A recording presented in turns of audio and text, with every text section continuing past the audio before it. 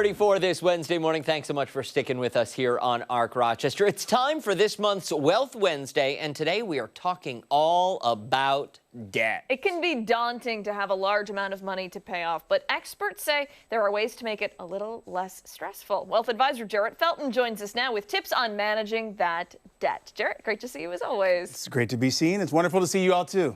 Same here. That's right. Let's dive right in. Can you define, first and foremost, good debt?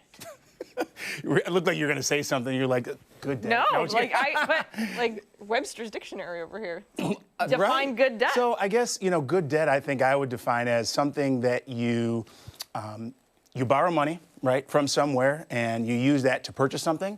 The something that you purchase is something that's going to appreciate in value. If we just make it really, really short, sweet, cut and dry, jump right in. Another thing that could be good debt is an investment in yourself, right? Okay. So debt, investment in yourself, or an appreciating asset. I look at myself as something that gets better every day. A little bit of spit polish, you shine right up, right? So that's what I would say is good debt. Okay. Yeah. What are some good examples of that?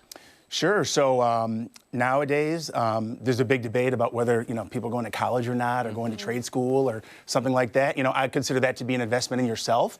Being mindful of the cost of school and knowing what you want to do when you go in there. So being intentional is very, very wise. So you don't waste your money or mommy and daddy's money, right?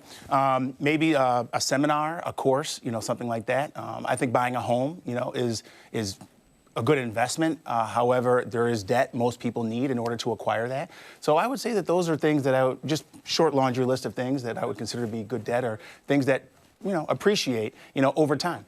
Okay, now let me ask you this, and I'm going all out of order here. Oh, that's great. Let's say I've got a credit card and I've got 10 grand that I owe. I'm in debt 10 grand to Chase.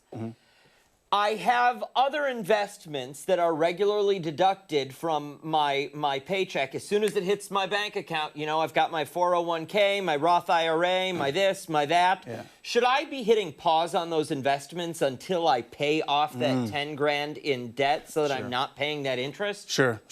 And I love how you just ask these questions so directly, and I know when I answer it with "it depends," it just bugs the heck out of everybody. But I will answer your question directly, and then I'll give you some context and color. So okay.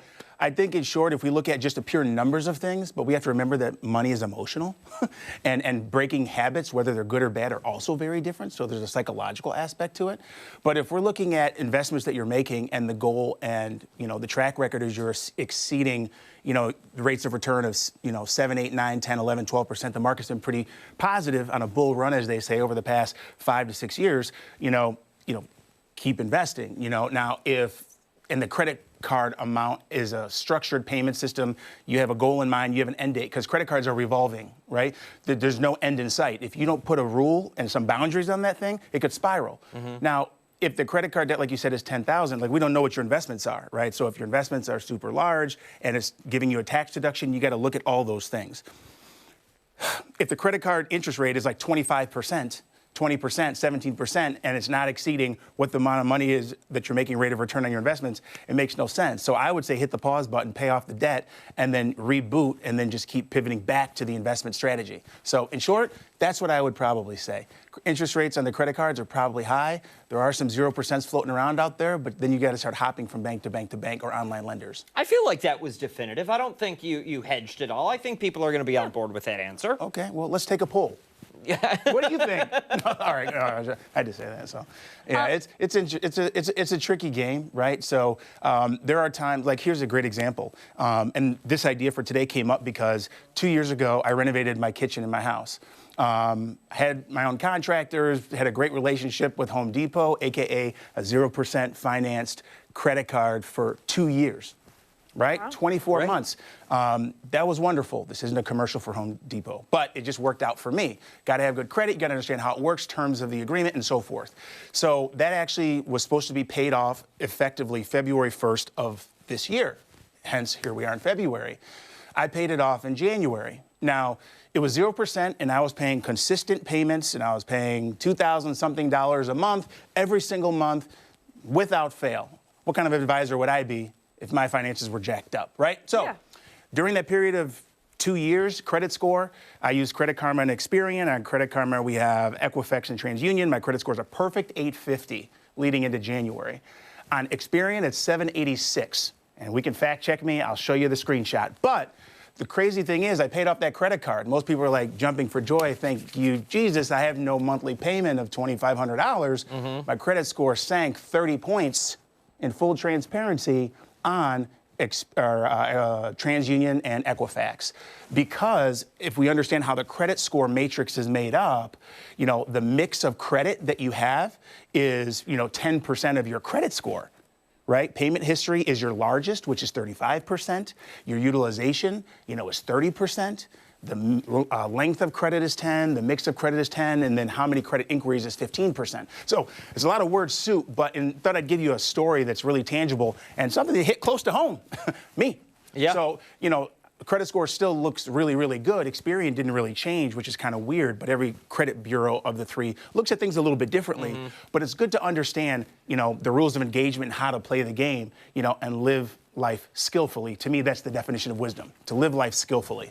Wow, I like that. Yeah. This is a touch off topic, but for people at home who are thinking my credit score is garbage right now, how much of an impact does that have on, your finances and your life ultimately? So just to clarify, so how much does what impact? Like having a bad credit score. Having a bad credit score is like swimming in the deep end with 30-pound ankle weights on each ankle. It's really hard to tread water for more than 5 minutes, right? You'll be able to survive from time to time. Some people say, I'll just pay cash.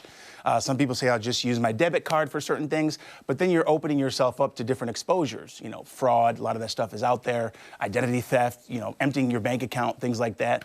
But having a bad credit score, I know there's a statistic I don't remember off the top of my head. I'm so glad you asked me that question off topic because I'm stumped. I don't have an answer for what the stat is, but I know it's pretty hefty to try and mosey through life with a bad credit score and to still try and live life skillfully. That's not wise, right? I would say the best thing that you could do, it'll take a shorter amount of time to kind of learn the blueprint for what even makes up your credit score, like the things we just talked about, and each one means we have access to Google on our every mobile device that we possibly have. Just understand it a little bit better, become more intentional with how we move, because not having a good credit score is tough. You're not going to be able to buy that house that you want, and if you do, the interest rate will be through the roof, or you get declined and no lender will take you. Rental applications, they probably will pull your credit score. Auto insurance, believe it or not, some of them look at your credit score too. It can affect you in a lot of different ways. I mean, you can't help your kids to co-sign for certain things. You can't help your parents get into certain places if you need to be a personal guarantor. If you're a business owner and your credit score sucks, or as you say in the garbage, which I love, that's even better. I love saying garbage. Garbage. I used to say that all the time in middle school. It's going to be a long road to tow. It's going to be a very long road to tow. Let me just clarify. I don't have a garbage credit score. Mine is almost perfect, like so close to perfect. That's what I'm talking about. I like to celebrate. I love it. We need Kudos to wrap, to you. but as we wrap, I want you to answer this question. Do we like the snowball method? Do we go after interest rates? Or do we just start paying off the debt? So I think, like anything in life, I think it's very, very wise to have a plan because a plan leads us to be intentional. So if you're talking about the different ways to pay off debt, meaning revolving debts, so the debts that have interest rates that are like 10, 15, 20, sometimes I've seen a 60-something% credit score or interest rate on a credit card I've seen. I would say it just depends on your personality. So if you need to have like little wins, maybe you knock off the small balances first, which is the one way to go, or the avalanche, which is we line up all the debts that you owe outstanding revolving, and we line them up according to the highest interest rates first and go at it. For me, I'm the kind of person that, I take a win here or there, and then I'm looking at how much is the actual interest I'm paying, and I need to get out of that thing. But the one thing that we didn't touch on that I really wanted to do was that if you have a mortgage, I see a lot of people trying to pay off their mortgage soon. I'm not a big fan of doing that, and every advisor may tell you different things, and it's also situational.